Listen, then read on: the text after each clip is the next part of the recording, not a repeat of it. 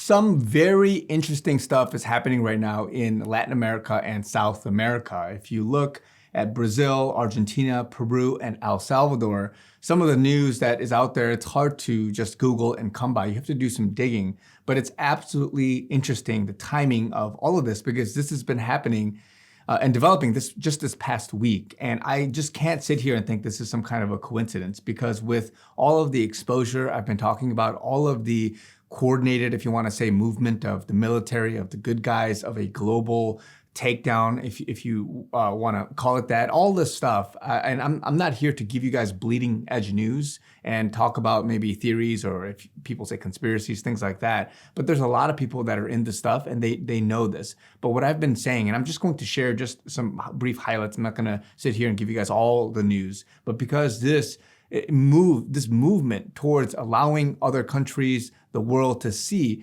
some of the depths behind crimes against humanity, all of the different movements that are happening of this good versus evil, of people that are the influencers that have a control over leadership. If you want to, again, call it the deep state, if you want to call it the cabal, if you want to call it the elitist, globalists, whatever you want to call it. And I'm not here to dissect each person, each country, their alliance and all this stuff, but we definitely see the fruit of some of these leaders. We definitely see where they lean in terms of their ideologies, what they want to do. Is it for the people? Is it not? What kind of overarching theme or underlying motive is there for them to drive certain things for their country? Is it for money? Is it for gain? Is it for selfish reasons? Is it because they're power hungry? They're controlled by other people? Things like that. These things are being brought to light. And I know a lot of us, we may not follow individual leaders and countries and their news, but some of these things are too big not to bring up. The Brazilian military right now, there's an ongoing fight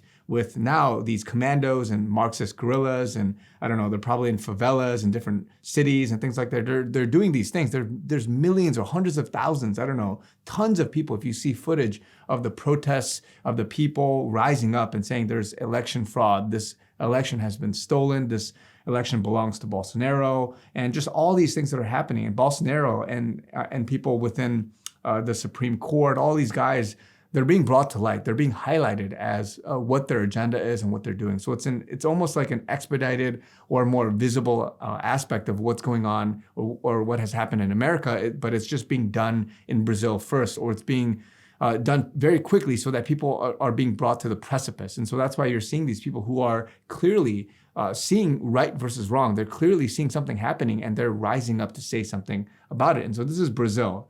Then you got this new news about the Argentina VP, Cristina Kirchner, and she's a part of this alliance, this political alliance, Peronist and Kirchnerism, which is progressive left-leaning.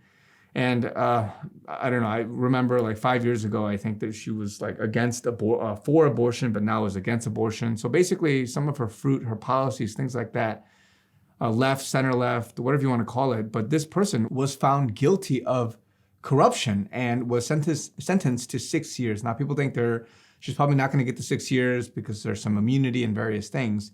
And again, this is what's being projected in terms of what has happened. Again, the details, you can take it with a grain of salt in terms of the messaging. Again, I always say, take a step back. Don't just eat what people are saying. Just do some research if you're able to.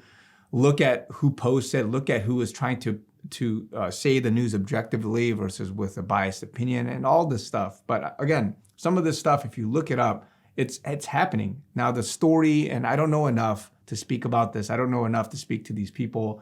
What's theater, what's optics, and all this stuff. But obviously, it's shaking up the country. This kind of news, this kind of stuff is shaking up what people have been living in terms of their paradigm of the world. And then you got Peru. This is absolutely crazy. The Peru president, Pedro Castillo, who's a leftist, gave this national speech like randomly, just suddenly, saying that he's going to dissolve Congress and that he's going to instill his own people and just various things, almost as if it's a total dictator takeover type of thing. And then Congress quickly intervened and basically in that same day impeached him. And now he's gone. I don't know where he is. Maybe he's getting asylum in Mexico or something. But basically they had the VP, Dina Boleric, or Bolarte, and my apologies, I'm butchering all the names here, but she was elevated to the president just recently.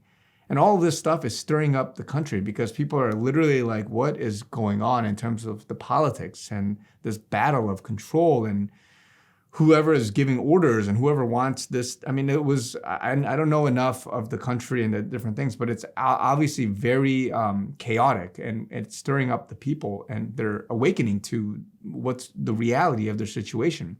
El Salvador, 10,000 soldiers are surrounding the city of Panango, with the backing of the president, Nayib Bukele, to crack down on gangs, MS-13, Barrio 18 gangs, and again, I'm butchering the names, but more than 58,000 suspected gang members had already been arrested. And so they're going door to door. They're setting up these checkpoints. It's an absolute lockdown, a martial law of sorts, where they're just trying to get these people out. And of course, a lot of these Latin American countries, there's a lot of gang activity, and there's a lot of illegal stuff going on. And of course, it's very saddening how this has progressed to this sort of state. But suddenly, they're cracking down. They're doing all these things to try to get rid of and eradicate this kind of evil. Now, I'm not saying these guys are good and bad, and I don't know enough. But what's very obvious is that in Latin America, in South America, at the political, at the national level, a lot of things are going on, and it's bringing to light more things that people have said is just far crazy conspiracy about human trafficking, about drug stuff, about this hidden agenda, who's being controlled, who's doing good things, who's doing bad, the true nature of people. All these things are stirring, if anything, awake people, the everyday ordinary person, and they're trying to research, find out what really is going on, what is the truth.